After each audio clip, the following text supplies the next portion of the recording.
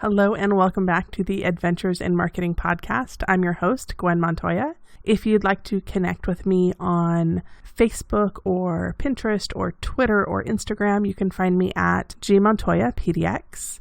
If you are a Pinterest person, definitely check out my Pinterest account. I have been curating some really great content on boards for you over there. My methodology is that if it's not something that I would actually use or recommend to a client, I'm not going to pin it. So some of the boards are a little bit thin, but the stuff there is really quality. It doesn't go to anybody's sign-up form. It's not a fake link. It's actually stuff that I have sent to clients because I like it and I wanted to put it all in one place for you. So that's what I've been working on over on Pinterest. And each episode that I create here for this podcast gets a companion Pinterest board, which means that if I find more resources for you, or if there is something else I wanted to share and it's hard to share it over a podcast with as far as links go and things like that, you can head over to the Pinterest board and check that out. So definitely do that if you're a Pinterest person. If you're not a Pinterest person, just ignore it.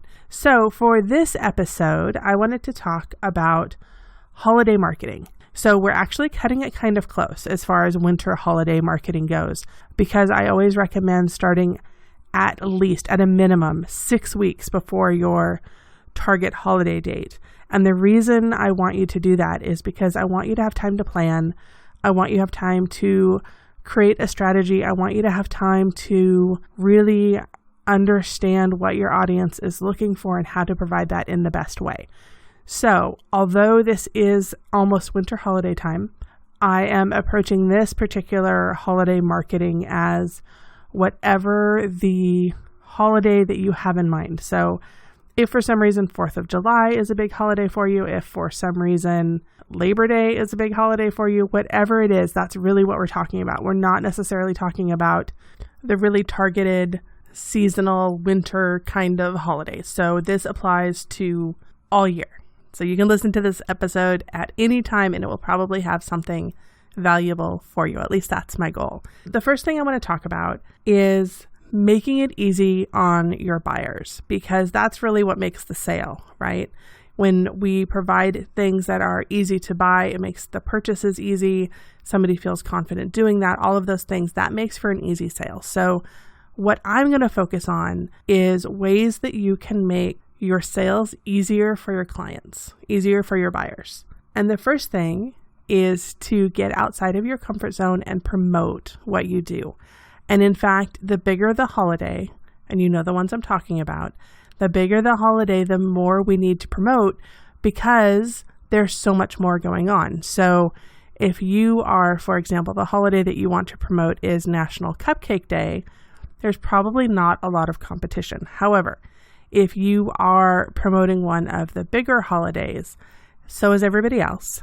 And everybody has a lot of things that they need to do around those holidays on the personal and professional level. So their minds are full. The best way that you can make it easy for somebody who wants to buy the kinds of things that you sell anyway is to promote what you do. And you need to promote in general far more than you think you need to. But when it comes to holidays, that's why we see such a holiday push, right? That's why in the weeks leading up to pretty much any of our holidays, you're sort of bombarded with all of these reminders about the holiday. And the reason is because we forget otherwise. And if we're targeting a holiday sale, then you have a day or a week to make that sale. So when it comes to promoting your business around the holidays, especially for holiday sales, if you have holiday specials, if you have special discounts, any of those things, you need to talk about it a lot more than you think you are. And you may be sitting there thinking, but I don't want to bother somebody. If you are providing something that somebody wants and you are making it easy for them to find it, then you're not bothering them, you're helping them. And I think that's a really good way to look at it. You're promoting what you do so that the right people can find you.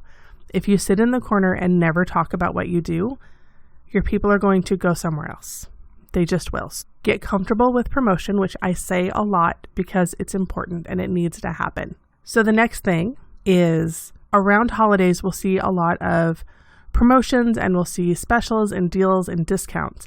And it can feel as if you also have to offer those. It can feel as if nobody will buy from you unless you're doing some sort of deal or discount, which can be true depending on your buyer. If your buyers are always looking for a deal or a discount and you're not offering that, then they will go somewhere else.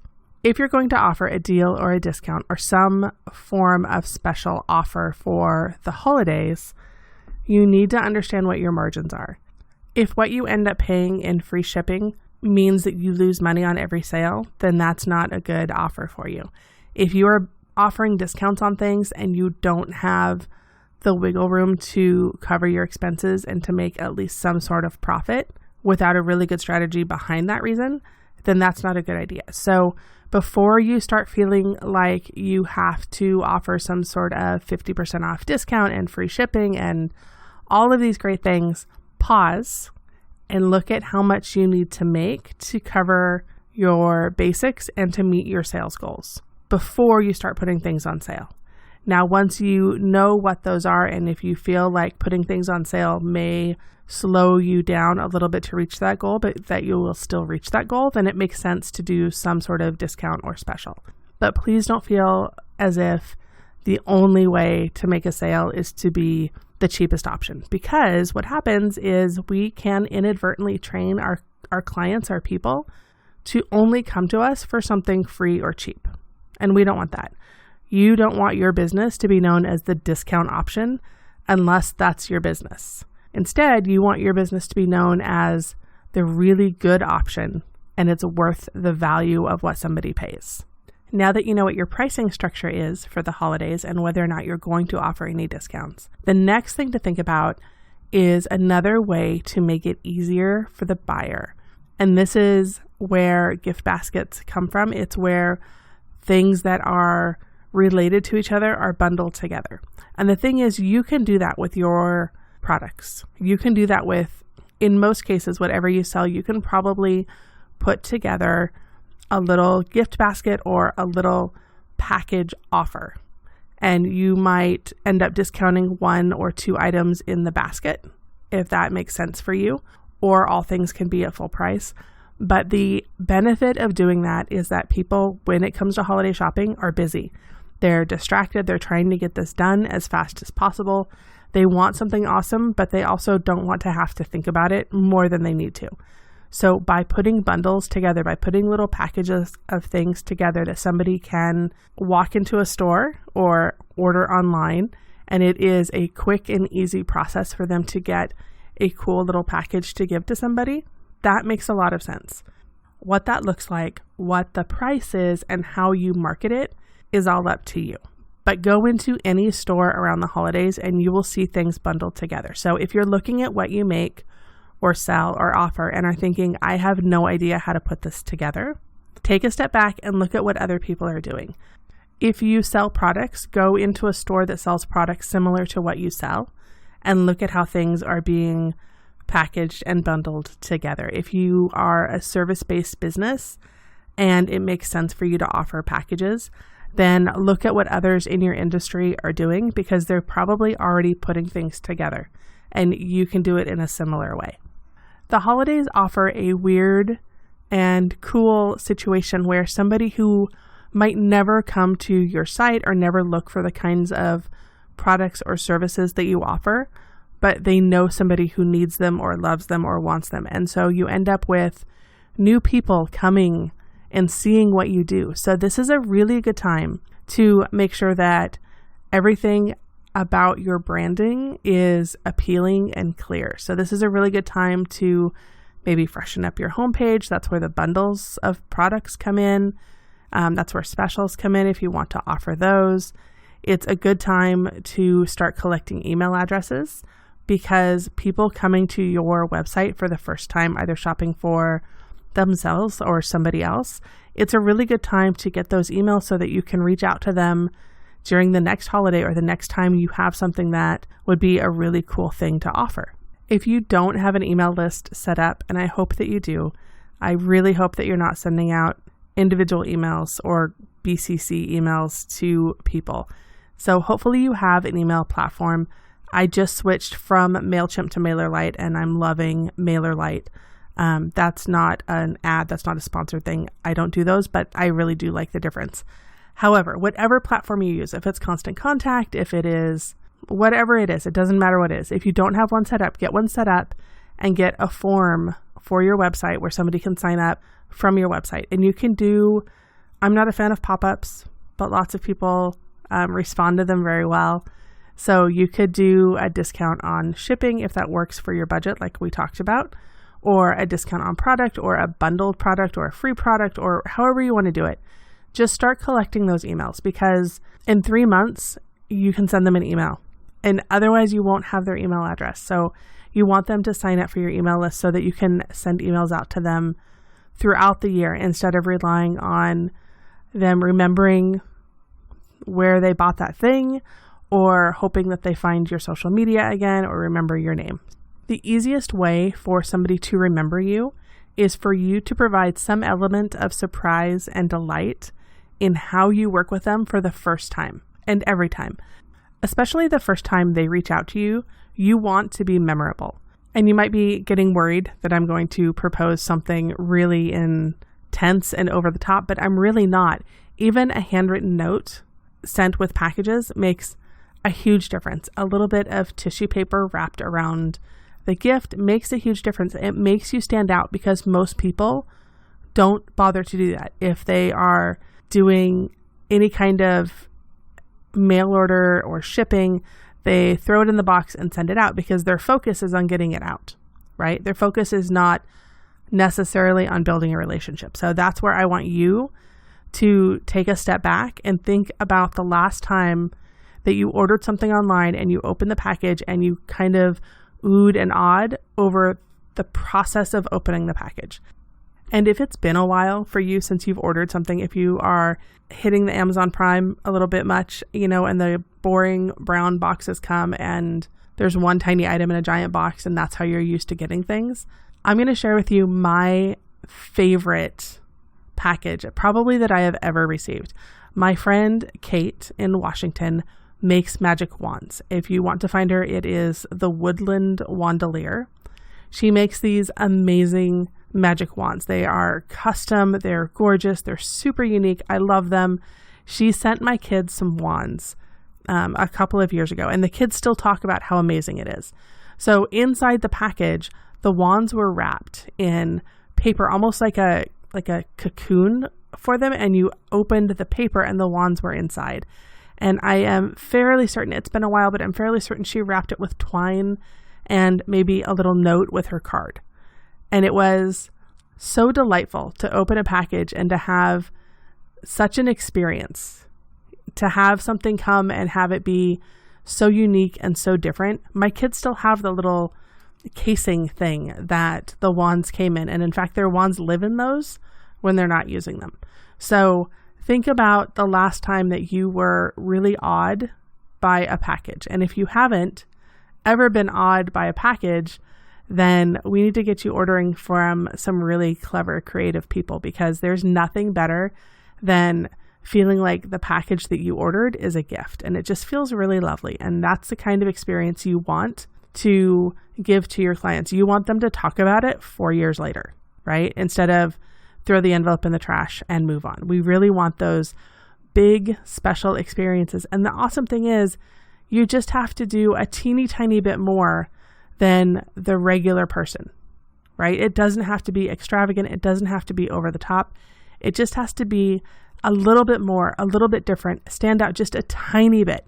So if you have a pen and paper handy, maybe write down some ideas of little tiny things that you can do that don't cost you money. I don't want this to be an expensive thing for you, but that you can add to a package, whether it is something small, something simple, something memorable, and something that is very you, is what's going to help you stand out and will help you be remembered, not just for this particular package, but for the next time they need to order something.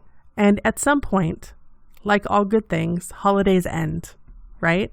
And then we're on to the next holiday. But before you jump into the next planning phase, or before you even go into recovery mode if you have really busy holiday seasons, I want you to take some time to look at what your goals were, because hopefully you set some goals, some solid goals ahead of time. and where you reached them and where you didn't reach them. I want you to understand what worked and what didn't work. I want you to think about what took way more time than you thought it would and what was easier than you thought it would be.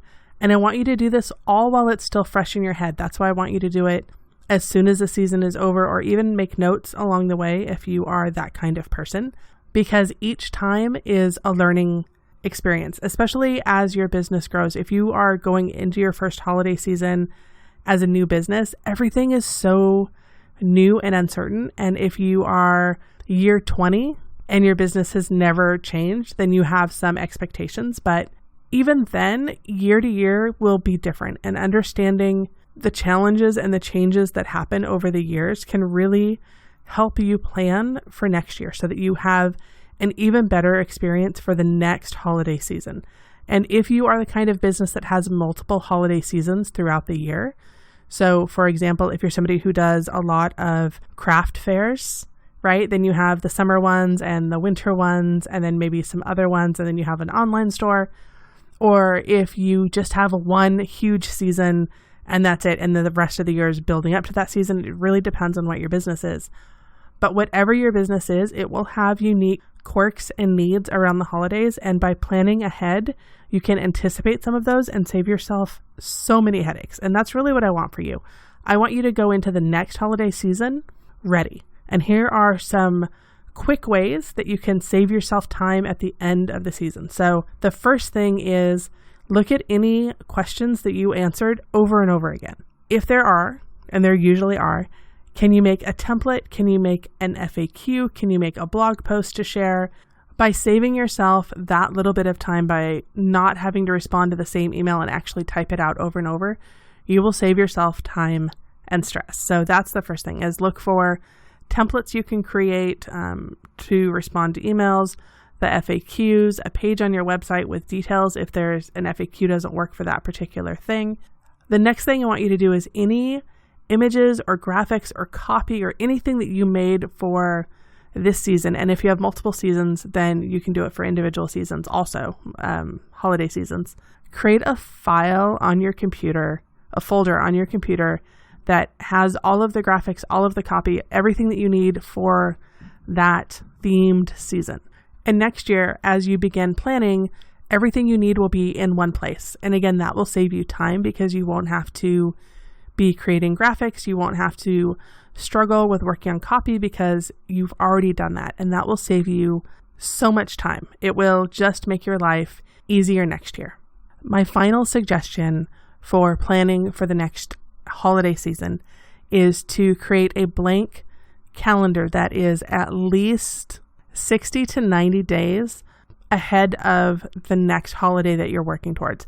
And I know that that seems so far in advance. It's a quarter of a year, and I understand that planning that far ahead can feel really weird, but it really will make your life easier. So you are going to print out a blank calendar for those 60 to 90 days. So that's 2 to 3 months is all it is.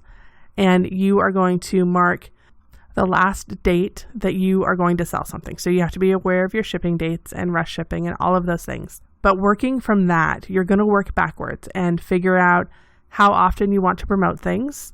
If you need to create things, and when that happens, then you need to get that on your calendar.